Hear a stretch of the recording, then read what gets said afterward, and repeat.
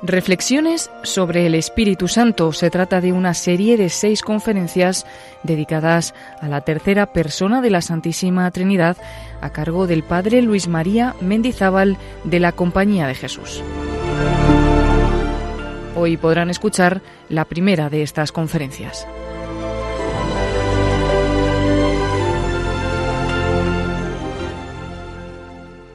Aficiónanos a ti, Espíritu Santo, Santo Paráclito, Santo Consolador, consuela la pobreza de nuestra soledad, que no busca desahogo fuera de ti.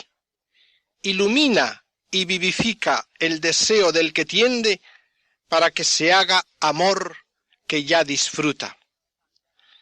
Nos indica este texto cómo el Espíritu Santo, que de hecho está dentro de nosotros, comunica un dinamismo al alma y tiende a que el deseo se convierta en fruición, a que llegue a la plena unión.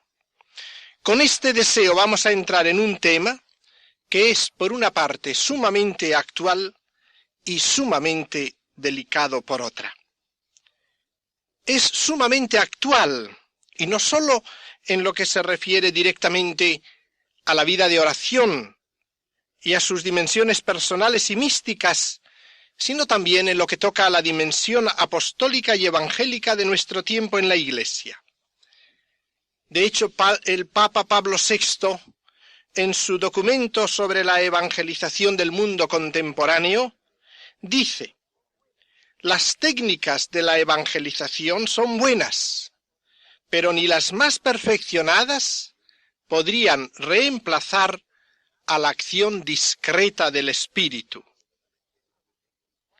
El Sínodo de los Obispos de 1974, insistiendo mucho sobre el puesto que ocupa el Espíritu Santo en la evangelización, expresó el deseo de que pastores y teólogos estudiaran profundamente la naturaleza y la forma de la acción del Espíritu Santo en la evangelización de hoy día. Este es también nuestro deseo, continúa el Papa Pablo VI. Al mismo tiempo que exhortamos a todos y cada uno de los evangelizadores a invocar constantemente, con fe y fervor, al Espíritu Santo y a dejarse guiar prudentemente por él como inspirador decisivo de sus programas, de sus iniciativas, de su actitud evangelizadora. El lugar central del Espíritu Santo en todo el cristianismo lo podríamos ver por el puesto que ocupa en el credo, en la fórmula de fe. En el credo encontramos 3 partes que podríamos distinguir como creo en el Padre, creo en el Hijo, creo en el Espíritu Santo. Y a cada uno de ellos se le añade su acción propia. Creo en Dios Padre Todopoderoso, Creador de cielo y tierra. Creo en Jesucristo, su único Hijo, nuestro Señor, y se desarrolla la cristología. Dios de Dios, luz de luz, consustancial al Padre, por quien todo fue hecho, que por nosotros bajó del cielo, se encarnó de María Virgen, padeció, resucitó, subió a los cielos, está sentado a la diestra del Padre y vendrá a juzgar a vivos y muertos. Creo en el Espíritu Santo, y aparentemente se dice bien poco del Espíritu Santo. En la fórmula que usamos en la misa se añade: creo en el Espíritu Santo, Señor vivificante, que habló por los profetas. E inmediatamente se pasa a la Iglesia. Y así ese lugar del Espíritu Santo parecería bien pequeño en el credo de la Iglesia católica. Pero debemos comprender que cuanto en el credo viene después de la afirmación de la fe en el Espíritu Santo, se refiere precisamente a la acción de ese Espíritu Santo en la Iglesia. Es el Espíritu Santo vivificante que habló por los profetas, que vive en la Iglesia. La Iglesia es la obra del Espíritu Santo. Y dentro de la Iglesia la santificación, desde el bautismo, la reconciliación y el perdón de los pecados, hasta la resurrección final de la carne, la santificación y la divinización del hombre. Las afirmaciones sobre los medios de salvación desarrollan la primera fe expresada al Espíritu Santo. El Espíritu toma posesión del individuo por el perdón de los pecados y opera su efecto final en la resurrección de la carne. Es por lo tanto normalísimo poner bajo el signo del Espíritu Santo en el credo las verdades que se refieren a la salvación del hombre y a su santificación. Realmente, el Espíritu Santo es en verdad el primero de los dones que nos vienen de la redención operada por Cristo. Afirma San Ireneo, Él es el don que se dio a la Iglesia al tiempo de la misión de los apóstoles, para que recibiéramos por Él la imagen y la impronta del Padre y del Hijo. Es el don por excelencia, el que los creyentes reciben de la Iglesia en el bautismo. Y todos los misterios del bautismo y de la vida cristiana se resumen en este don del Espíritu. Y el mismo San Ireneo, el gran padre de la Iglesia, tiene esta frase: el Espíritu Santo es el que al fin de los tiempos ha sido distribuido de una manera nueva sobre la humanidad para renovar al hombre sobre toda la tierra en vista de Dios. Y San Hipólito nos habla de la tercera economía, que es la gracia del Espíritu Santo. El Concilio Vaticano II ha tratado con mucha amplitud el tema del Espíritu Santo y nos ha dado toda una doctrina de su teología. Lo ha hecho en el decreto Ad Gentes sobre la evangelización del mundo gentil, en la Constitución Gaudium et Spes de la Iglesia en el mundo, pero sobre todo en la Constitución central del Concilio, en la Constitución sobre la Iglesia. Enseña el Concilio que el Espíritu que procede del Padre al mundo mediante Cristo y que da vida al mundo, aun estando presente a la entera evolución del mundo y llevando él mismo a cumplimiento la obra de la salvación, se ha difundido en Pentecostés sobre la Iglesia como en su lugar privilegiado. Habita en ella, habita en el corazón de los fieles como en templo, en ellos ora, les da testimonio de su adopción de hijos, guía a la Iglesia hacia la plenitud de la verdad, la unifica en la comunión, en el ministerio, la instruye, la dirige con diversos dones jerárquicos y carismáticos, le hace rejuvenecer con la fuerza del Evangelio, la renueva continuamente, conduciéndola hacia la perfecta unión con Cristo. El Espíritu da vida, unidad y movimiento a todo el cuerpo. Nos recuerda el Concilio que los padres compararon su función sobre la Iglesia con la que ejercita el principio vital, el alma, en el cuerpo humano. Desde el interior mueve a amar a Dios con todo el corazón, produciendo en los fieles la caridad. Su fuerza sigue suscitando el pueblo de Dios entre todas las gentes de la tierra, lo recoge de entre todos los pueblos y los gentiles para formar una estirpe elegida, sacerdocio real y pueblo santo. Las varias comunidades locales, aunque pequeñas y pobres y dispersas, están vivificadas y animadas por la plenitud sobreabundante de sus dones. Todo esto nos va diciendo el Concilio en la Constitución sobre la Iglesia, hablándonos del Espíritu Santo y de su acción en la Iglesia. Pues bien, esta es la realidad. Este es el misterio central maravilloso, digno de ocupar nuestra atención, de que lo vivamos sobre todo en la riqueza de su plenitud. Es verdad que hay mucha gente que no ha oído hablar explícitamente, que no ha pensado mucho reflejamente en el Espíritu Santo, y sin embargo están llenos de Espíritu Santo. De suyo son dos cosas distintas. El Espíritu Santo está y opera en nosotros sin que muchas veces conscientemente tengamos idea de su acción y de su presencia, reflejamente, pero es consolador y muchas veces es camino también para una interiorización de vida espiritual, el rumiar, el captar esta realidad maravillosa, el elevar la mirada hacia ella, hacia ese fruto de la redención que es el Espíritu Santo. Por otra parte, es un tema muy delicado, porque hay en muchos ambientes una aparente gran devoción al Espíritu Santo. Esta devoción ha sido suscitada en la Iglesia por Dios. Encontramos movimientos llenos de devoción hacia el Espíritu Santo, movimientos carismáticos, movimientos estimulados por la conciencia de la realidad del Espíritu Santo, atraídos por él. Pero creo que tenemos que ejercitar en este campo un discernimiento particular. En algunos hay una inclinación hacia el Espíritu Santo porque en el fondo les agrada una cierta forma impersonal de la presentación del Espíritu Santo. Parece que al hablar del Padre y del Hijo hablamos de algo como más concreto. El Padre y el Hijo parece que se nos imponen más.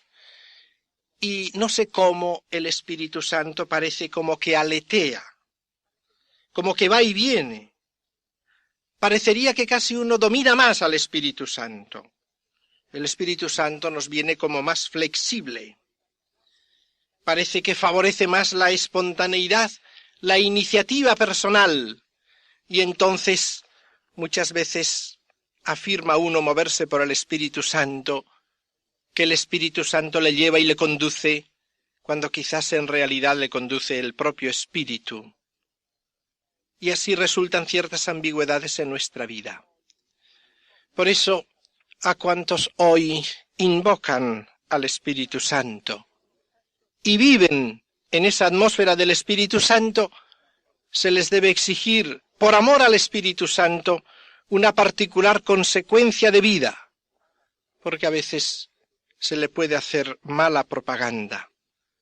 Porque si eso es vivir según el Espíritu, eso antes se llamaba vivir como a uno le parecía. Y no es eso el Espíritu. El Espíritu es algo muy serio. Y el Espíritu Santo llevó a Jesús a la oblación de sí mismo en la cruz. Se ofreció a sí mismo en el Espíritu eterno. Es pues un tema central y es un tema delicado. ¿Cómo vamos a tratar este tema? Podríamos entrar en el misterio trinitario, adentrándonos en elucubraciones sobre las procesiones divinas, en aquel misterio insondable de la Trinidad. Pero no vamos a ir por ese camino. El Espíritu Santo se nos revela en Cristo y por Cristo. Quien ve a Jesús, Hijo de Dios, en su manifestación plena, ve al Padre, pero no solo al Padre, en alguna manera ve al Espíritu Santo, descubre en él su secreto. No es solo una energía divina, sino que se nos manifiesta en Cristo alguien que tiene su origen en el misterio de Dios y que tiene su lugar en las relaciones trinitarias. Y es exaltante que sea precisamente el rostro de un hombre el que nos introduce en la inteligencia de una persona divina y de la misma vida infinita de Dios. Precisamente por la entrada de Jesús de Nazaret en lo íntimo de la divinidad y por su colocación en el origen eterno del Espíritu, este Espíritu adquiere ante nosotros una concreción particular y se nos manifiesta el sentido de la efusión del Espíritu de Dios sobre el mundo. Y desde ahí llegamos a verlo como alma de la Iglesia, como alma del cristiano, nuestro espíritu. Es un misterio insondable que nos es ciertamente imposible entender, pero que podemos barruntar. Es un misterio insondable. Lo hemos de experimentar en cierta manera, y hablo de una experiencia en sentido espiritual, no precisamente de esas experiencias exaltantes de un momento. Una experiencia profunda, muy verdadera. Jesús decía, hablando en la última cena, cuando venga el Paráclito, entonces conoceréis que el Padre está en mí, y yo en el Padre, y vosotros en mí.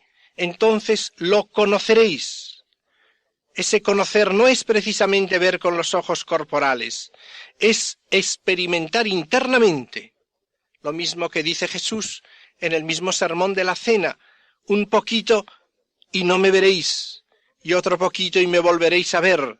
El mundo no me verá, pero vosotros me veréis, porque yo vivo y vosotros vivís. Esa vida de Cristo y nuestra es el Espíritu Santo, esa vida del Espíritu que ha invadido la humanidad de Cristo y que Él nos comunica a nosotros.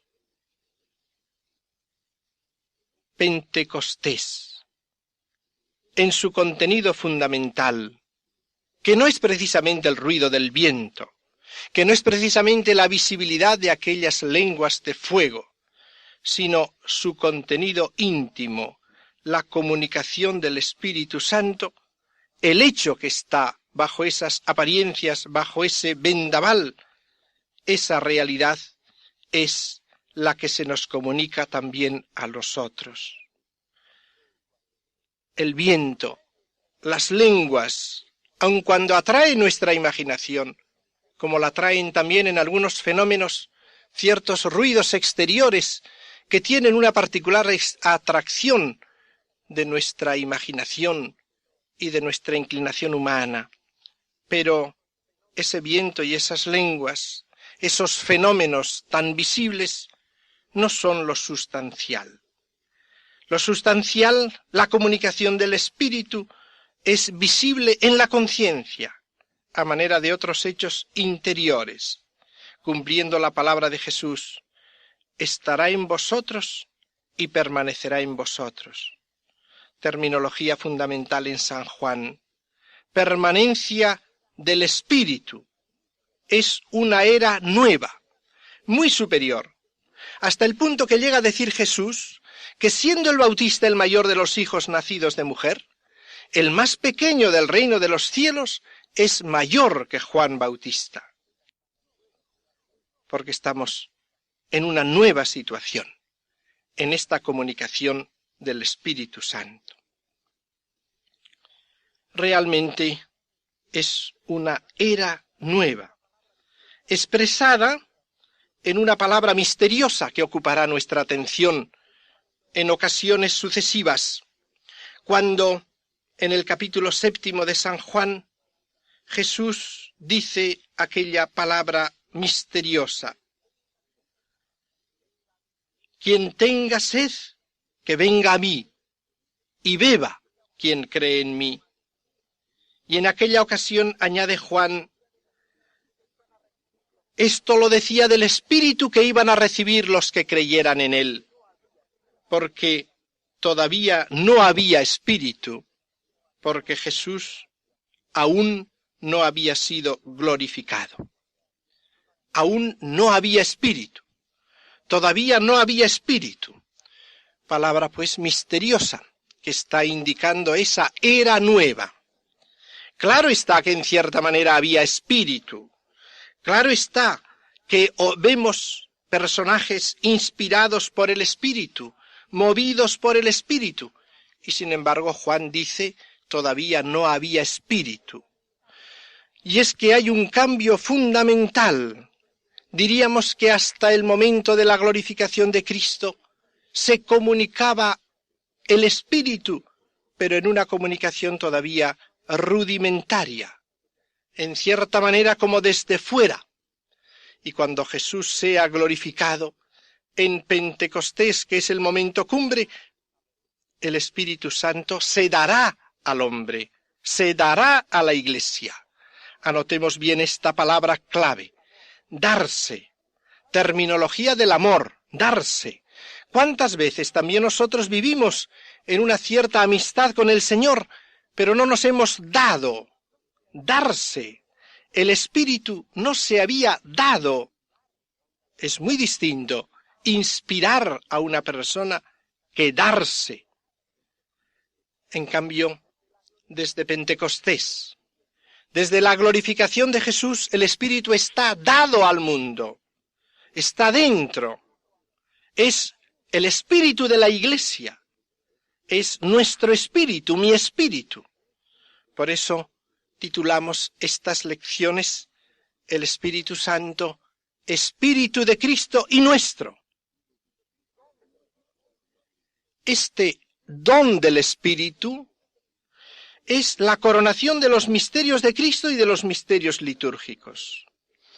Los misterios del Verbo hecho carne se ordenan a la comunicación del Espíritu, que de esta manera corona la obra de Cristo. Así lo dice el canon eucarístico cuarto, recordándonos que para coronar su obra envió el Espíritu Santo como primicia para los creyentes, a fin de santificar todas las cosas, llevando a plenitud su obra en el mundo.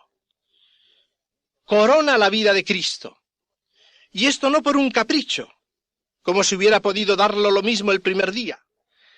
El proceso es que el Verbo se hace carne y con esa naturaleza humana realiza la redención del mundo. Y luego comunica el Espíritu Santo a través de esa humanidad glorificada y lo da a los hombres. Son matices que iremos viendo más adelante. Ahora solo presentar esa síntesis de la coronación de la obra de Cristo. Y podemos decir también que en el Espíritu Jesucristo viene a nosotros, el Señor vuelve a nosotros. Lo que Él había anunciado, un poquito y me volveréis a ver. El Señor vuelve a nosotros e inicia de esta manera el misterio de la Iglesia. Comienza a realizarse la misión de la Iglesia en sentido pleno. Por eso el Señor les había dicho, no os mováis de Jerusalén hasta que no recibáis el don del Espíritu prometido por el Padre. Y una vez que reciben el don del Espíritu, la Iglesia se convierte en el lugar privilegiado del Espíritu Santo. El Espíritu se comunica en la Iglesia y por la Iglesia, realidad que a veces no consideramos con suficiente realismo. La acción del Espíritu Santo sucede en el misterio de la Iglesia, templo suyo. No uno de tantos templos posibles, es el templo del Espíritu Santo. Y es verdad que el Espíritu Santo actúa también en los paganos, en los gentiles, pero no se da sino en la Iglesia. La encarnación es ley de la economía del Nuevo Testamento. Los fieles son engendrados por el Espíritu Santo, por la Iglesia y en ella, así como se adhieren al Verbo encarnado en la Iglesia y por la Iglesia. Esta es la gran realidad. Tenemos pues ese misterio de la Iglesia, y los Hechos de los Apóstoles nos presentan la acción del Espíritu Santo en ella. La Iglesia crece por la acción del Espíritu en paz, en serenidad, en gozo. San Lucas va recordando estas características en diversos pasajes de la Iglesia, la cual sigue viviendo de la misma manera en nuestro momento actual. También ahora la Iglesia es el templo del Espíritu Santo. Así podríamos contemplar aquella visión del Apocalipsis, en el capítulo 22, donde se nos presenta que del trono de Dios y del Cordero sale un río que baña la ciudad, la humanidad entera. Es el Espíritu que brota del trono, del Cordero inmolado, glorificado, del Cordero que está allí, en medio de su gloria como inmolado, y que baña este río del Espíritu, la humanidad entera, para vivificarla. Esa ciudad es el mundo. Ese río es la fuerza del Espíritu que invade ese mundo. y que en él va formando un paraíso de vida. El Espíritu no se nos da para arrancarnos de la realidad de este mundo. La fe no nos transporta a un mundo fantástico, sino que la acción de Dios pretende transformar el mundo. Es la acción de la salvación. La religión es una especie de ensueño junto a la vida real. Las consideraciones que hacemos del Espíritu Santo no serían buenas si nos arrancaran de la vida real. El planteamiento viene a ser, pues, ¿cómo puede invadir el Espíritu la humanidad contemporánea, sus resistencias, que son muchas veces involuntarias antes de convertirse en voluntarias? ¿Cómo podemos acercar a este mundo y acercarnos a él para que se abra al elemento espiritual que le falta? Estos son los planteamientos. Pero la economía está ya. El Espíritu brota del Cordero inmolado, sigue brotando cada día, sigue invadiendo este mundo, continuamente lo está envolviendo y desea transformarlo e introducirlo en la vida divina. La acción del Espíritu no es de un momento, es el continuo comunicar el Espíritu, el don continuo del Espíritu en el amor. Esta es la visión de la Iglesia, de ese Espíritu que le invade. Y esta realidad la hemos de vivir litúrgicamente y personalmente. También litúrgicamente Pentecostés viene a ser la coronación de los misterios litúrgicos. Viviendo litúrgicamente los misterios de Cristo, el cristiano va tendiendo a una continua posesión del Espíritu. Y como decimos de los misterios de Cristo, podemos decir también que la comunicación del Espíritu es coronación de cada uno de los misterios litúrgicos. Se da en todos ellos, y a través de todos ellos se prepara una donación superior, como coronación de cada uno de los sacramentos, del bautismo, de la confirmación, de la Eucaristía, de la penitencia, del orden, del matrimonio, y en esos sacramentos actúa el Espíritu y se da el Espíritu. Debemos vivirlo, pues, eclesialmente, litúrgicamente y personalmente. Se da, de hecho, a cada uno de los miembros de la Iglesia, y ese darse constituye el tono íntimo de nuestra vida. Es la presencia del Espíritu Santo, iniciación al misterio de la vida de gracia. Es el misterio del hombre espiritual cristiano que vive del Espíritu, que es movido por el Espíritu y que tiende a la plenitud del Espíritu. Esto es lo que vamos a tratar nosotros, este misterio central de la vida cristiana. Y para explicar lo que quiero exponer, diré simplemente que mi proyecto es el siguiente. Es como un tríptico maravilloso. El Espíritu Santo forma el corazón de Cristo. El corazón de Cristo comunica a los hombres el Espíritu Santo. El Espíritu Santo forma el corazón de Cristo en el interior de los hombres. Estos temas los desarrollaremos en las lecciones siguientes. El Espíritu Santo, Espíritu de Cristo. San Pablo llama repetidas veces al Espíritu Santo Espíritu de Cristo. Podemos citar la carta a los Romanos, capítulo 8, versículo 9. Si alguien no tiene el Espíritu de Cristo, no es de él. También en los Hechos, capítulo 16, se dice que el Espíritu de Jesús no les permitió. Y en la carta a los Gálatas, dice San Pablo, envió el Espíritu de su Hijo a vuestros corazones. Es pues una designación Espíritu de Cristo, Espíritu del Hijo, Espíritu de Jesús. ¿Por qué se llama así? Podríamos indicar 3 razones. Primera, porque el Espíritu Santo forma el corazón de Cristo. Segundo, porque Cristo comunica su espíritu. Parecería una paradoja comparándola con la anterior, pero es la realidad. Y tercero, porque la acción del espíritu va a glorificar plenamente a Cristo. Vamos a tratar de exponer ahora el primer aspecto, a saber, el Espíritu Santo forma el corazón de Cristo, guía el corazón de Cristo. En las letanías aprobadas por la Iglesia del corazón de Jesús, leemos esta invocación: Corazón de Jesús, formado por el Espíritu Santo en el seno de María Virgen. Esta invocación la recoge también la encíclica Aurietis Aquas de Pío XII, añadiendo que por eso precisamente el cuerpo de Jesús tiene una sensibilidad perfectísima.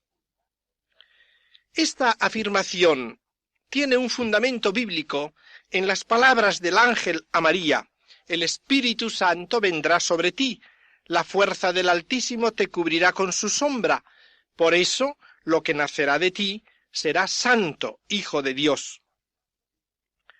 Los motivos por los cuales se atribuye al Espíritu Santo la encarnación del Verbo son fundamentalmente porque es obra excelente del poder de Dios, y al mismo tiempo el engendrado es santo. Ahora bien, esos dos aspectos, potencia y santidad, se apropian al Espíritu Santo.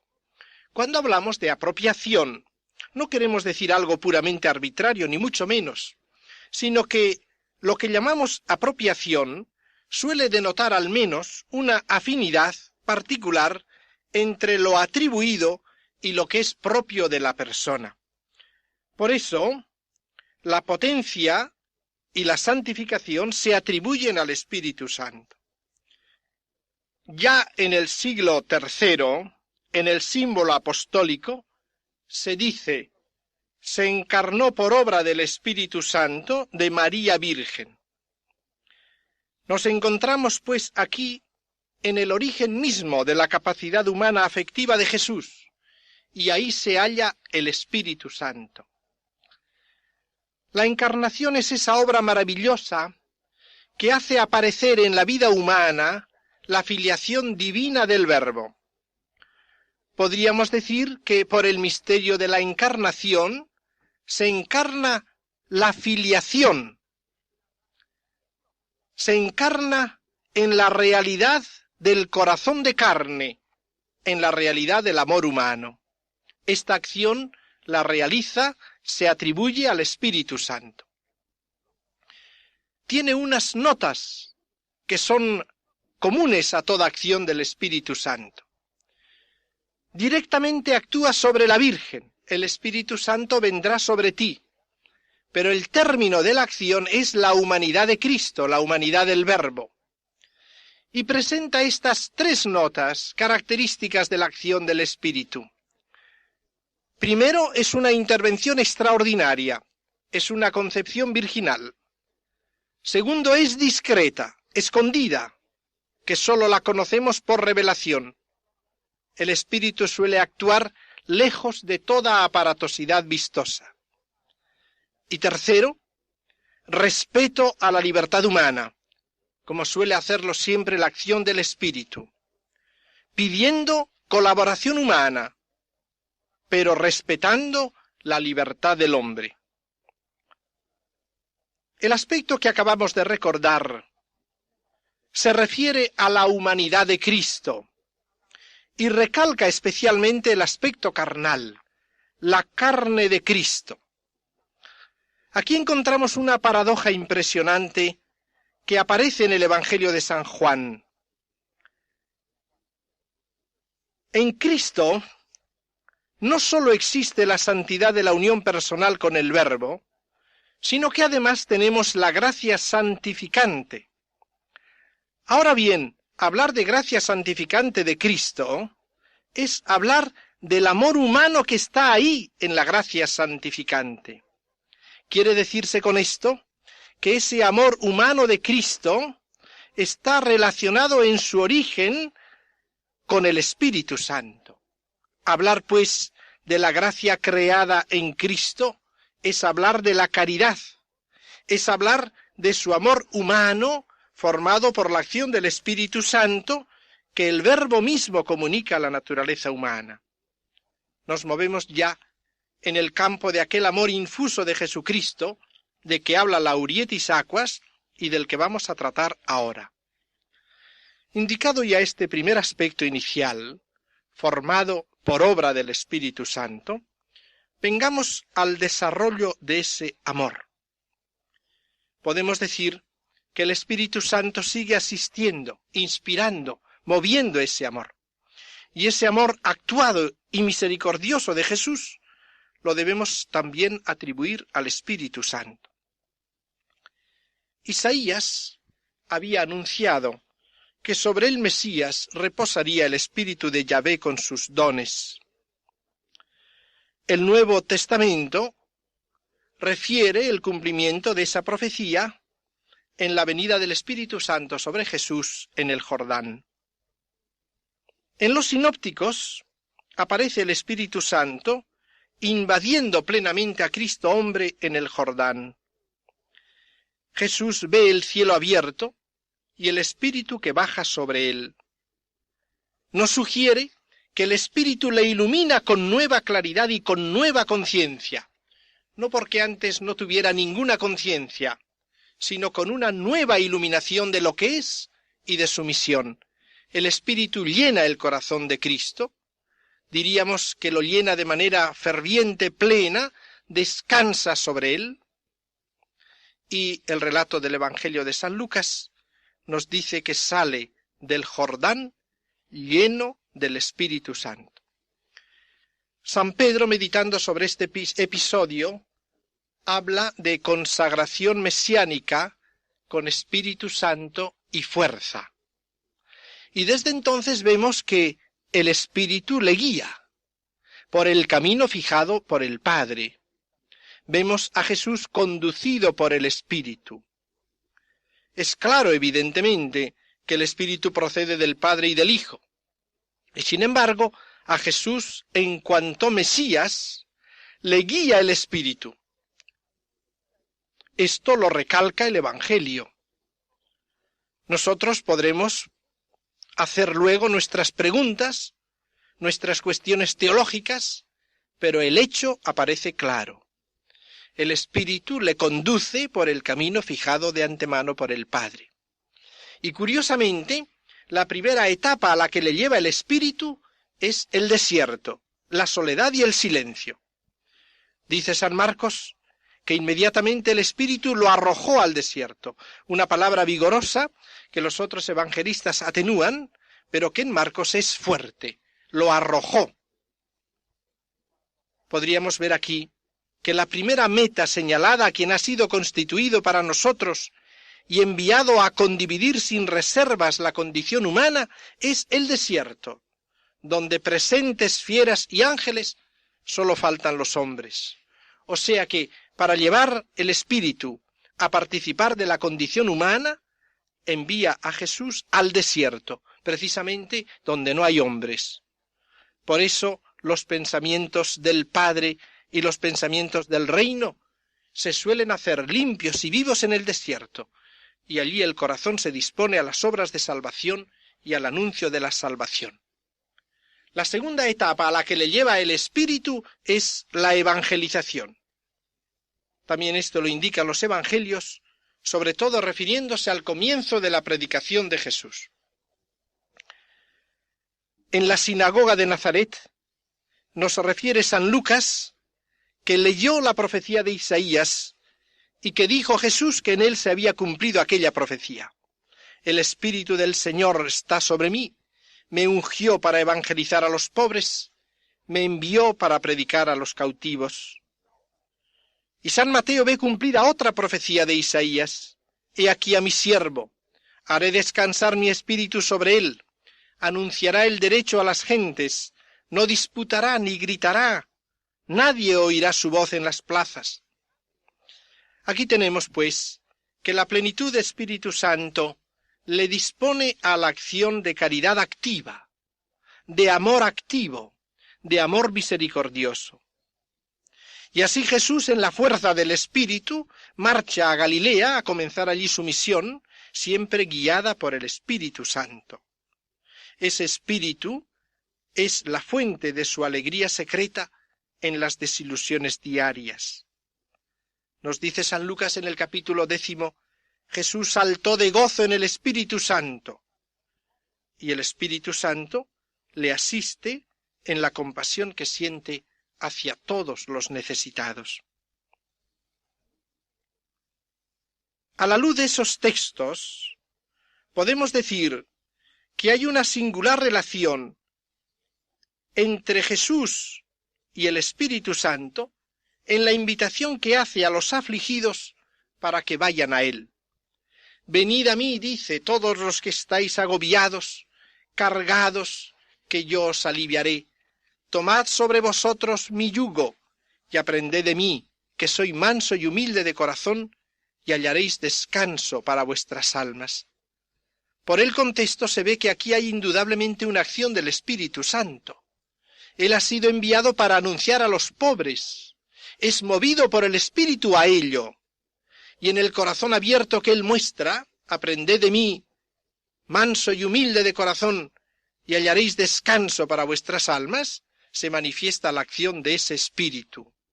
La mansedumbre y la humildad la forma el Espíritu en el corazón mismo de Cristo.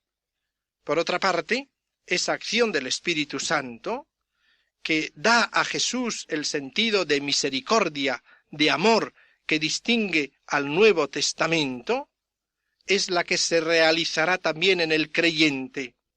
Y San Pablo insistirá en que es la presencia del Espíritu Santo, los frutos del Espíritu Santo, los que formarán el corazón cristiano, como participación débil y frágil de la riqueza del Espíritu de Cristo, de la presencia del Espíritu Santo. La misma acción del Espíritu Santo en Jesús aparece en la fuerza de sus palabras. Su obra, su existencia, sus palabras manifiestan con tal transparencia la presencia del Espíritu de Dios, que Jesús llega a llamar blasfemia contra el Espíritu a la tergiversación maliciosa de lo que Él hace. Por lo tanto, en esa obra de Jesús, en esa palabra, se manifiesta el Espíritu. La acción del Espíritu en Él tiene un aspecto de vigor en la fuerza de sus acciones milagrosas, que son de nuevo otra manifestación del Espíritu en Él. Esas obras extraordinarias no son simple potencia, siempre son manifestación de compasión y de amor. La acción de Cristo, con la cual Él se manifiesta como Hijo de Dios, no es sólo la de hechos portentosos aislados, sino hechos portentosos de una omnipotencia puesta al servicio del amor lleno de compasión. Con todo esto, Jesús, bajo la acción del Espíritu Santo, no aparece nunca como estático o fanático. No es esa especie de carismas los que vemos en Jesús. El Espíritu no le lleva a unas posturas llamativas, chocantes. Incluso podemos decir que habla relativamente poco del Espíritu. No da grandes lecciones sobre lo que es el Espíritu Santo, sino que hace ver que recibe esa plenitud del Espíritu Santo que le guía, y así es modelo de los que se dejan conducir por el Espíritu y por eso son hijos de Dios, en una vida exteriormente sumamente sencilla, con el sello indudable de lo divino, sin posturas extentóreas, sin rarezas, sin fanatismos, sin actitudes estáticas. Tenemos pues ya cómo el Espíritu forma el corazón de Cristo, cómo le lleva primero al desierto, luego a la evangelización, con efusión de manifestación del Espíritu Santo. Pero llegamos con esto a la tercera meta a la que el Espíritu lleva a Cristo, que es a la oblación de la cruz. también en el Espíritu. El Espíritu le lleva, pues, al desierto, a la evangelización, a la cruz. En efecto, la oblación sacrificial de la cruz está vinculada al Espíritu Santo. Lo señala con toda probabilidad la carta a los Hebreos, cuando en el capítulo 9 nos dice que Cristo se ofreció a sí mismo inmaculado a Dios por el Espíritu eterno. Grandes exegetas, tanto antiguos como modernos, ven en ese Espíritu eterno una referencia al Espíritu Santo, en cuanto por amor al Padre y a los hombres se entrega Jesús en la cruz. La realidad de la acción del Espíritu Santo en la oblación cruenta de Cristo es el término último de su acción sobre Jesús en su vida temporal. Le lleva a la realización última de su misión, la de dar su vida, cumplir la orden que había recibido del Padre. Jesús cumple por amor la salvación y el Espíritu Santo le asiste con su caridad en el sacrificio del Calvario. Podríamos hacer una referencia ulterior, que en cierta manera sobrepasa ya el límite de lo que hemos determinado tratar de ese Cristo sobre la tierra, pero en cierta manera no lo sobrepasa. Me refiero a la oblación eucarística, que también dice referencia al Espíritu Santo. Digo que en cierta manera no sobrepasa los límites de su vida sobre la tierra, puesto que nos encontramos con la Eucaristía en la última cena. Luego se perpetúa también después de su glorificación. San Juan Damasceno, reflejando una tradición sólida, propone un paralelismo entre la acción del Espíritu Santo en la concepción virginal de Jesús y la acción del Espíritu en la conversión eucarística. Dice, hablando en el Tratado de la Fe Ortodoxa, preguntas cómo el pan se hace cuerpo de Cristo y el vino y el agua sangre de Cristo. Pues yo te digo que viene el Espíritu Santo y hace esto que está por encima de toda palabra y de todo pensamiento. Ya 4 siglos antes, San Cipriano decía lo mismo.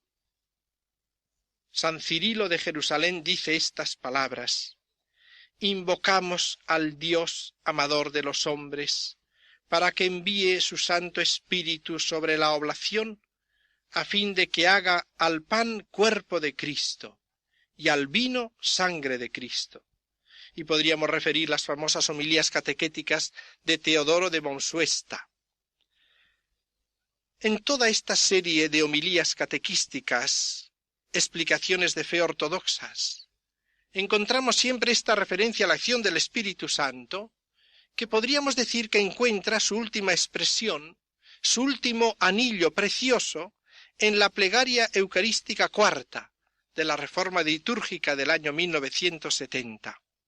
Allí decimos: te rogamos, Señor, que este mismo Espíritu se digne santificar estas ofrendas, para que se hagan cuerpo y sangre de Jesucristo nuestro Señor, y así celebremos el gran misterio que nos dejó como alianza eterna. Tenemos, pues, la acción del Espíritu Santo en Cristo. El Espíritu Santo forma el corazón de Cristo en el seno de María. Ese amor humano de Cristo, infuso y humano de Cristo, se le da ese espíritu profetizado por Isaías, que viene sobre él, como lo presentan los sinópticos, lo prepara últimamente y plenamente a la misión de docilidad al mismo Espíritu, que le lleva al desierto, a la evangelización, a la oblación de la cruz y perpetuación eucarística. Tenemos una gran visión de toda esta realidad del Espíritu Santo en relación con Jesucristo, que de esta manera puede llamarse de veras el Espíritu de Cristo. Podríamos añadir otro punto todavía, un texto que no está en el Evangelio mismo, pero que es misterioso y profundo. Lo encontramos en el capítulo 2 de los Hechos de los Apóstoles. En el discurso de Pedro, el día de Pentecostés, ante aquel hecho portentoso que todos observaban, les dice: Jesús, exaltado por el Padre, recibió la promesa del Padre, el Espíritu Santo prometido, que luego difundió sobre los hombres, que es lo que vosotros estáis viendo. Tenemos pues aquí un hecho misterioso. En esa expresión de San Pedro se hace referencia a que al ser exaltado Jesús a la diestra del Padre en la ascensión, recibe el Espíritu Santo, y que esa plenitud es la que Él derrama sobre la Iglesia en el momento de Pentecostés. Tendríamos, pues, además de aquella invasión del Espíritu sobre la humanidad de Cristo en el bautismo en el Jordán, otra invasión misteriosa. Diríamos también un Pentecostés intratrinitario.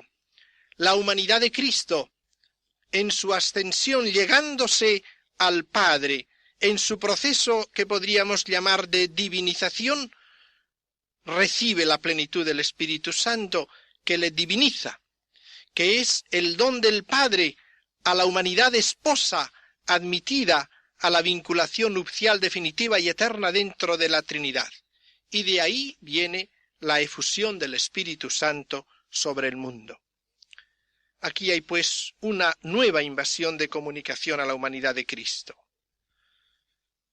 Pero no es sólo esto. Por todos estos títulos bien puede llamarse el Espíritu Santo Espíritu de Cristo.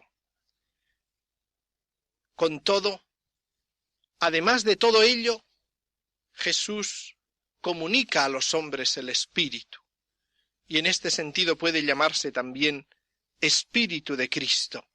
Por eso nos acercamos ya a la segunda parte del tríptico. El corazón de Cristo nos da el Espíritu Santo. Y vamos a fijarnos para ello en el bautismo de Jesús, tal como lo cuenta el Evangelio de San Juan. San Juan, al describir ese hecho fundamental en su Evangelio, usa una terminología muy suya. Usa, con palabras diversas, el significado de ver, contemplar, penetrar. Comienza diciendo que Juan ve venir a Jesús. Ese es un percatarse con los sentidos corporales, a la manera como los hombres ven los acontecimientos terrestres. Añade que no le conocía, quiere decir que no le conocía en su carácter de Mesías. No es precisamente que no tuviese conocimiento de ninguna clase. Le ve pues venir, se percata con los sentidos humanos de que viene. Luego dice que ve el Espíritu descendiendo sobre él. Ahí el término griego empleado significa contemplar un hecho con fijeza. Y lo que ve es el Espíritu que desciende como a manera de paloma y termina con otra palabra, ver, en sentido distinto. Y yo he visto que Él es el Mesías, el que bautiza en el Espíritu Santo. Este último término, yo he visto, significa el llegar a la convicción, penetrar en lo profundo, más allá de lo que ha visto sensiblemente. Por lo tanto, Juan primero ve a Jesús que viene, luego contempla con fijeza al Espíritu que baja y descansa sobre Jesús, y luego ha visto, se ha convencido de que es el Mesías. ¿Qué es lo que vio Juan el Bautista? Es la visión del Espíritu Santo.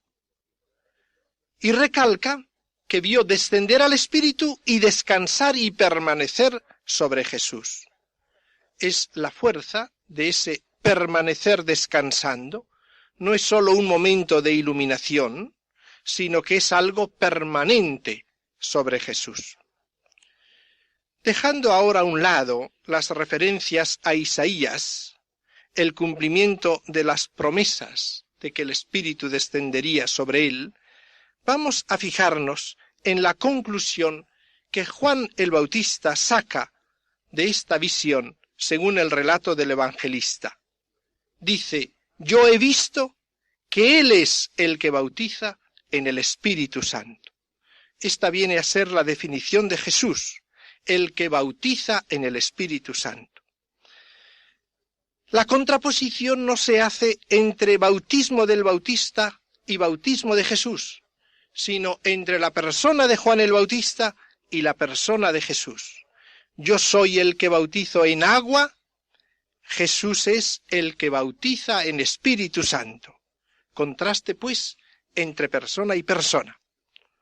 Y usando como usa el participio presente, viene a decir: Jesús es el bautizante en Espíritu Santo. Diríamos que es la definición de Jesús, el bautizante en Espíritu Santo. Ahora bien, ¿qué significa esa designación, el bautizante en el Espíritu Santo? El bautismo en Espíritu Santo es mucho más amplio que el simple decir que el que viene a traer el bautismo cristiano es Jesús. Es mucho más. Quiere decir que la obra de Jesús tomada en su conjunto es dar el Espíritu Santo. Diríamos, Jesús es el que sumerge al mundo en Espíritu Santo, el que da torrentes de Espíritu Santo, el que bautiza en el Espíritu Santo.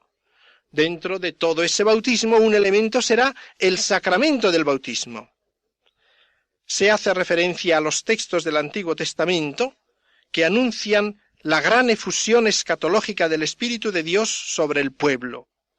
Se expresa en esos textos la persuasión del plan de Dios de prepararse al fin de los tiempos un pueblo santo, sometido a su ley, que le conozca, y esto por la comunicación de su Espíritu, por el bautismo en el Espíritu. Y así, por el hecho de la venida del Espíritu, percibida por Juan, y viendo cómo descansa el Espíritu en Jesús, se le designa a éste como el artífice de esa efusión escatológica de Espíritu. Él es el que la realiza. Aquí está la gran novedad del Nuevo Testamento. Atribuye a Jesús una acción que era considerada propia de Yahvé. Jesús es el que bautiza en Espíritu Santo. El significado aparece claro. Se manifiesta a Juan la mesianidad de Jesús.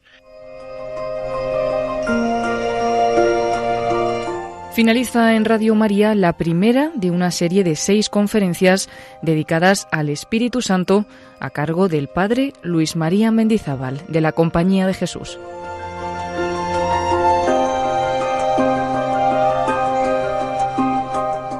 Podrán escuchar el resto de las conferencias en Radio María y pueden pedirlas también en el 902-500-518 o accediendo a la página web de Radio María, www.radiomaria.es.